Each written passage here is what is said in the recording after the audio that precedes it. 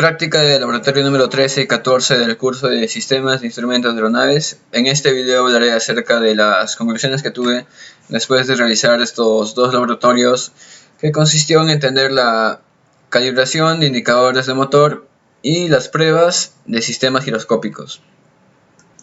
En lo que se refiere a la calibración de indicadores de motor, hablaré acerca de la medición de temperatura y acerca de la medición de las RPM que tiene el motor, ¿no? Y de los sistemas giroscópicos hablaré acerca de los instrumentos que los utilizan, los tipos que existen y acerca de su funcionamiento. En lo que se refiere a la medición de temperatura, en aviación lo que más se utiliza se podría decir que son las termocuplas. Las termocuplas son, es la unión de dos cables o conductores eléctricos que forman, una unión. Casi siempre el material de estos dos conductores son distintos. Uno es el cromel y el otro es el alumel. Uno es positivo y otro es negativo. El negativo está ubicado, se podría decir, en la zona del indicador, y el negativo está más cerca a la zona donde se quiere medir la temperatura. Como son dos cables, unidos, cuando, haya un aumento de temperatura, este aumento de temperatura hará que la termocupla mande o tenga una salida, tiene una salida de 2 puntos, y a partir de esos 2 puntos generará una salida de voltaje debido al aumento de temperatura. Y este voltaje normalmente es en milivoltios, o sea, es una salida de voltaje muy mínima. Y este voltaje, la cantidad de voltaje de salida, se podría interpretar en una medición de temperatura. O sea, sale 10 milivoltios y esto se podría interpretar como 100 grados Celsius, se puede decir. Un ejemplo. Como sabemos, las termocuplas pueden trabajar hasta a más de 1000 grados centígrados. Y lo muy resaltante es que son baratos y son fáciles de utilizar. En motores recíprocos lo utilizamos en la cabeza de los cilindros, en los motores de reacción, en los gases de escapes, en los EGT, o sea, en la salida de los gases de escape. Aquí vemos, por ejemplo, acá hay un aumento de temperatura y hay una salida de voltaje. Y acá llega la salida de voltaje, el instrumento que lo mide se podrá interpretar como un voltímetro, se puede decir, porque mide el voltaje de llegada. En lo que es, en la prueba de termocupla en la que hicimos, nosotros conectamos nuestra termocupla, tenía dos salidas, un positivo y un negativo, y ambas lo hemos conectado hacia un instrumento. Y lo muy importante o lo resaltante en lo que es en las conexiones de aeronáutica es que esos dos conectores, en el circuito que haga la medición tiene que haber una resistencia. Básicamente una resistencia puede ser de 15 ohmios o 10 ohmios. O sea, para que exista la medición en el instrumento tiene que haber una resistencia.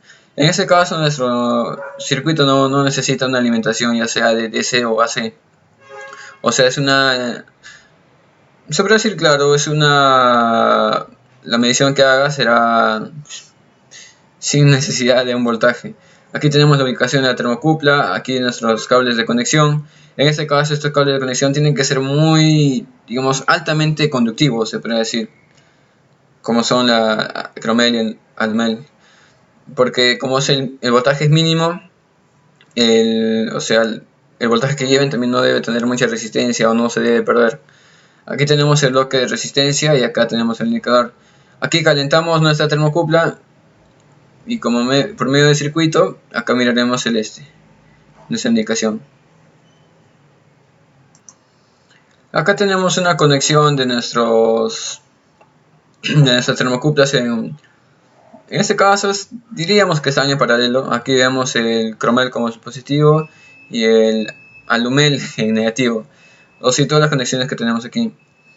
Más que nada, lo que nos indicaremos, el indicador, lo que va a mostrarnos es un promedio de cada indicación de temperatura que hagamos.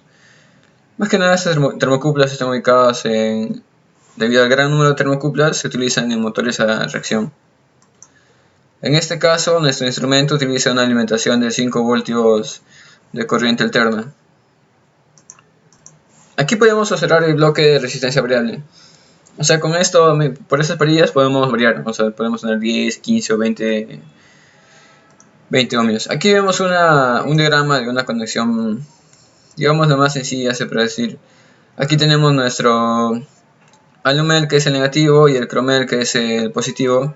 Aquí vemos nuestro grupo de termocuplas. Aquí vemos la alimentación, que es de 5 voltios de corriente alterna. Acá habrá, digamos, el aumento de temperatura. Y ese aumento de temperatura hará que pase o que genere una salida de voltaje en milivoltios. Es un voltaje mínimo. Este voltaje se transporta por medio de los dos conectores, que es el anumel y el cromel, y llega directamente al indicador. Aquí vemos un amplificador, o sea que digamos que amplifica el voltaje de llegada. Y aquí vemos, por ejemplo, también la aguja de indicación y todo relacionado ya a lo que es el instrumento. Como lo dije, el uso de termocuplas en aviación es el más utilizado.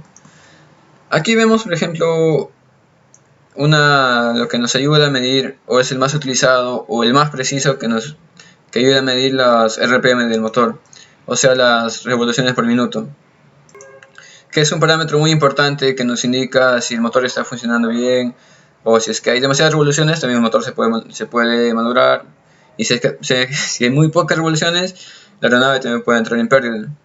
Lo que resalta es que acá tenemos nuestro instrumento de medición, se puede decir. Lo importante es que acá tiene dos salidas. Y estas dos salidas, digamos que produce un voltaje, se puede decir, o un campo magnético. Y estas dos, digamos que lo colocamos, digamos, cerca a un engranaje. Y este engranaje va directamente conectado al eje del motor, o sea, ya las revoluciones por minuto del motor.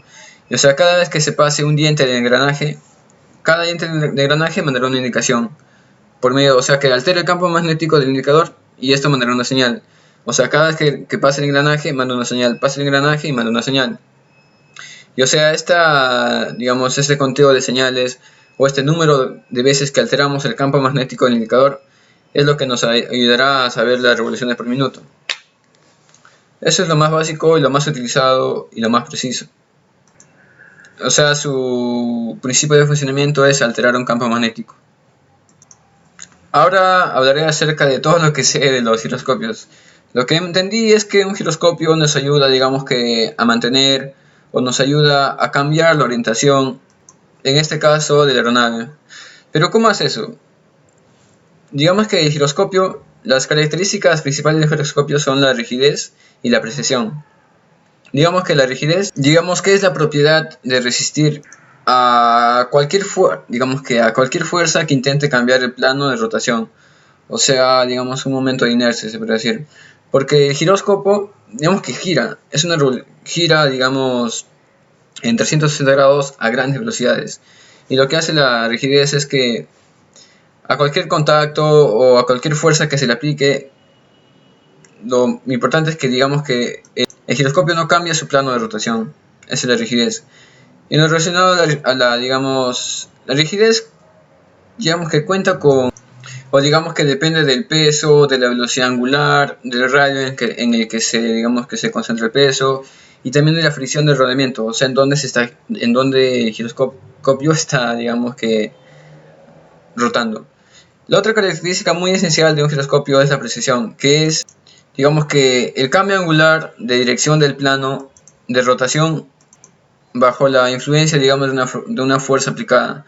O sea, lo que nos quiere decir es que, o sea, digamos, queremos variar, digamos, o hacemos una fuerza, digamos, horizontal al movimiento del giroscopio. Cuando el giroscopio reciba esa fuerza, no será un cambio, digamos, horizontal, lo que nosotros esperamos, o sea, horizontal y horizontal. O sea, lo que sucede es que aplicamos una fuerza horizontal y el giroscopio varía verticalmente. Y en cambio, si es que aplicamos una fuerza, digamos, vertical, el giroscopio, digamos que neutraliza esta fuerza, pero haciendo un movimiento horizontal. O sea, es algo muy, digamos, extraño en un giroscopio. Y es por eso que lo utilizamos en aviación, en instrumentos muy importantes, que más que nada es instrumentos de dirección o orientación. Digamos que para nuestros instrumentos nosotros solamente haremos variar, digamos, el rotor del giroscopio, el giróscopo. Y lo que se mantiene constante son, digamos, que las cunas, ya sea una o dos cunas que lo sostengan el rotor. Existen dos tipos de, digamos, giroscopios, o dos tipos de, digamos, alimentación, se puede decir. Uno está, digamos, alimentado o accionado por energía neumática y el otro por energía eléctrica. Lo que es de energía neumática utiliza una bomba de vacío. Lo que hace la bomba de vacío es, digamos, succionar o atraer el aire. ¿Y cómo hace eso, digamos? Primero, empecemos en el circuito. Aquí tenemos un filtro de aire y más atrás tenemos, digamos, una entrada de aire. Ingresa el aire, se filtra e ingresa directamente al heading indicator, al altitude indicator, al section gauge y al turn and back indicator. Pero ¿cómo hace ingreso? ¿O quién hace que ingrese ese aire a estos instrumentos? Lo que hace es la bomba. O sea que la bomba atrae, como es un gran vacío, atrae el aire. Y como atrae el aire, digamos que se genera una especie de circuito. O sea, ingresa el aire, como que atrae el aire, ingresa al indicador y sale. Ingresa y sale, debido al vacío. Digamos, y este movimiento del aire a gran velocidad hace que, digamos, varíe o gire el rotor del giroscopio. Y si varía el rotor del giroscopio, entonces este entrará en funcionamiento. Y cuando haya, digamos, un cambio de nivel, claro, de nivel, digamos que el giroscopio está rodando y se varía el eje, claro, varía el eje, esta variación de su eje o de nivelación hará que, digamos, mande la indicación del indicador. O sea, lo que más que nada hace la bomba es que funcione el rotor o que empiece a trabajar. Y lo de malo en este tipo de accionamiento por neumática es que los cables, las bombas pesan demasiado. También, como ingresa aire, puede estar con humedad o suciedad, genera corrosión dentro de los instrumentos. Y también no trabaja a grandes RPMs, o sea, son menos de 24.000 RPMs. Y lo más importante, digamos, para una indicación y que una indicación sea muy precisa es que haya altos RPMs y esto hará que la indicación sea más precisa. Es una característica de los giroscopios, porque si es a mayor velocidad, la fuerza, digamos que la fuerza o el cambio de orientación que se le haga, digamos, será llevada de manera correcta hacia el indicador. Aquí tenemos, digamos, la entrada del aire y la salida del vacuum, o sea, todo gracias a la bomba de vacío. Aquí tenemos un instrumento de actitud utilizando alimentación eléctrica. Utiliza 115 de voltios de corriente alterna o 28 veces es alternativo, depende del instrumento. Más que nada lo que hace es, digamos que, como el neumático, solamente hace variar el RPM o las revoluciones de nuestro rotor. Como el rotor está a grandes velocidades, supera los 24 RPM, toda la indicación de orientación o de rumbo será más preciso. Es una característica muy importante. Acá tenemos una perilla de reinicio, se puede decir. Digamos es que en la carátula del indicador está algo erróneo o vemos que no se ha despegado o algo así. Lo que hacemos es que jalamos la perilla y digamos que reiniciamos a nuestro giroscopio. Reiniciamos a nuestro giroscopio, o más que nada, si es que está desnivelado, nosotros digamos que jalamos y todo el sistema de giroscopio estará en la posición inicial. Y cuando encendamos el equipo, ya no será necesario que nuestro rotor gire demasiado para que la carátula esté en la correcta posición. Y lo más resaltante se podría decir en este tipo de giroscopios eléctricos es que utilizan switches electrolíticos, que son una especie de U. Aquí tenemos, digamos, está llena de mercurio. Y digamos que en esta parte cierra un circuito y en la otra parte cierra otro circuito. Y digamos que cuando hay una desnivelación, digamos, a esta posición, este circuito, el que está acá, se cierra. Y en cambio, si haces esto, el otro circuito se cierra. Lo que hace es que, digamos, que cerramos el circuito y esto manda una indicación al instrumento. Y digamos, ese envío de información o de indicación hará que se accione un motor que haga cambiar la posición de nuestro rotor. O sea, más que nada la función de esto es que nosotros mantengamos un rumbo constante, una orientación constante.